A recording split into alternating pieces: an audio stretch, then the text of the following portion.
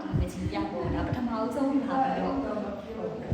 လေးလာဖြစ်တာပေါ့နော်လေးလာဖြစ်တဲ့အခါကျတော့ညီမလေးတို့ရဲ့ guide ပုံမှာပါတဲ့အတိုင်းပဲအမက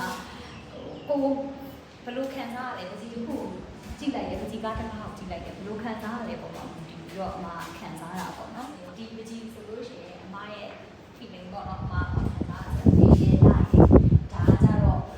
ဟောပေါ့မိခင်ကြီးကြီးပေါ့နော်မိခင်ကြီးကြီးကကန်ဆောင်ထားလဲဆိုတော့ဒါတွေကခရီးလေးဆိုတော့ဒါ ocean ပေါ့နော် ocean အဲ့လိုမျိုးခံစားရတယ်ဒါဆိုလို့ရှိရင်လည်းလောကနဲ့လို့ပေါ့ဒါဆိုရင်အဲ့လိုလူသားလေးတွေပေါ့နော်ဒါလေးတွေကလူသားလေးတွေအဲ့လိုမျိုးခံစားရတယ်ဒါကဘာဖြစ်လို့ဒီအမျိုးသမီးပါရှင်သားသုံးဆိုလောကသုံးပါကို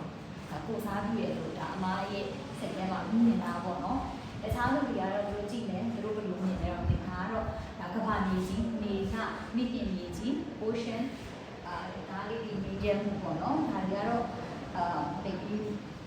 ဒါဟိုအမှောင်လောကဖြစ်နေဟိုဟာဖြစ်နေပေါ့နော်အဲ့လိုမျိုးခံစားရတယ်ဒီဘက်ချမ်းတော့အမှောင်လောကပေါ့အမှောင်လောကဖြစ်နေတာငရဲလေးဖြစ်ခြင်းဖြစ်နေပေါ့နော်ဒါလောကမှာရှိနေတဲ့စက်တာတွေမှာရှိနေတဲ့ဒါဒီရိုက်တစ်ခုတော့အမှစက်တာတွေမှာလို့ခံစားရတယ်အဲဆိုတော့ဒီ event ကို exhibition ကိုကြတော့online ကနေလာတာပေါ့နော်အဲအစားဒီတော့ပကြီးလေးစုံမယ်လို့ထင်ထားပါတော့ဒီရဲ့အသေးလေးတွေရှိတယ်ဒီကမှာ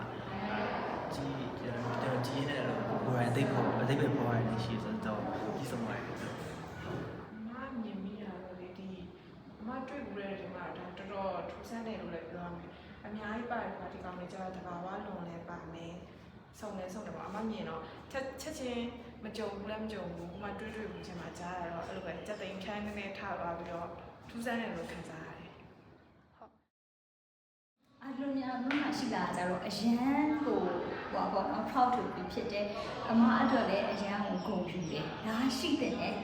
ဟိုပကြီးဆိုတာကအမျိုးစုံရှိတယ်အမှုပညာဆိုတာအမျိုးမျိုးခံစားလို့ရတယ်အဲ့တော့ရှမ်းပြည်တောင်ပိုင်းမှာရှိထားတဲ့အတွက်ကြောင့်မို့လို့အမားတို့အနေနဲ့ကပို့ပြီးတော့လေဟိုကြိုးဆိုတယ်အလုံးများ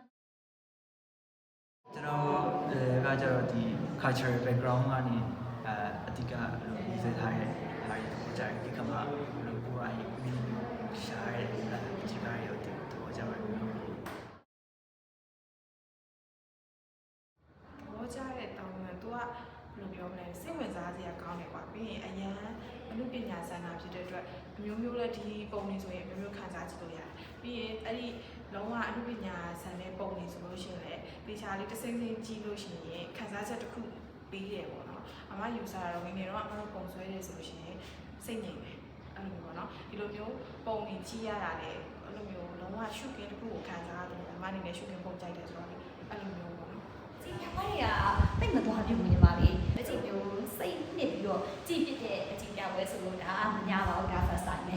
လုံးဝဟိုစိတ်နစ်ပြီးတော့ဟောဒီလိုခံစားပါလားပကြီးလိုဒီလိုခံစားပါလားပေါ့နော်ပကြီးဆိုတာဟိုအမျိုးမျိုးရှိပါလားအမှုပညာဆိုတာအမျိုးမျိုးရှိပါလားပေါ့နော်အရာမေကာလာတွေဆိုတာက